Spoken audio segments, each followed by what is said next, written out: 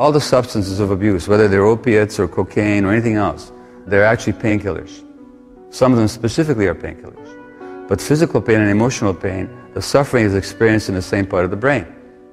So when people suffer emotional rejection, the same part of the brain will light up as if you stuck them with a knife. The Eckhart Tolle says very nicely that addictions begin with pain and end with pain. So that all the addictions are attempts to soothe the pain. So when I work with addictions, the first question is always not why the addiction, but why the pain. And what you find is emotional loss or trauma. In the case of the severe addicts, as in the downtown East Side here, they were every single one of them traumatized. There's no women walking the streets here who had not been sexually abused, not even by accident. But you know, whether it's a sex addiction or internet or relationship or shopping or work addiction, these are all attempts to get away from distress. Keith Richards, the Rolling Stone guitarist, said, who used to have a severe heroin habit, as you know, he said that all the contortions we go through just not to be ourselves for a few hours.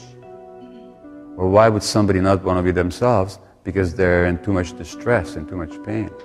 So I don't care what they tell you about genetics or any of that choices or any of that nonsense. It's always about pain. Well, the Tibetan Book of Living and Dying, it's got a wonderful line in it. Whatever you do, don't try and escape from your pain, but be with it. Because the attempt to escape from pain is what creates more pain.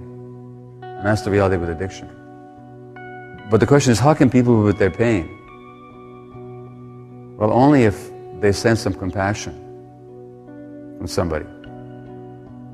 So as another teacher says, only when compassion is present will people allow themselves to see the truth.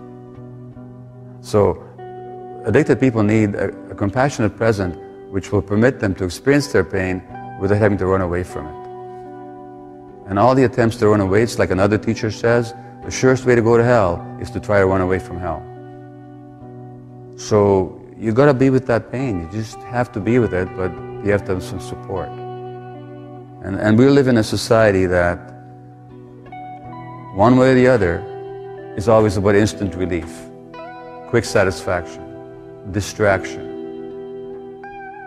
In other words, we live in a culture that is based on, both economically and psychologically, on not supporting people to be with themselves. So it's always the quick getaway. So it's very difficult to deal with addictions in a society. But yeah, it is a matter of, at some point, finding a way of being with your pain so that you can actually get to know what it's really all about.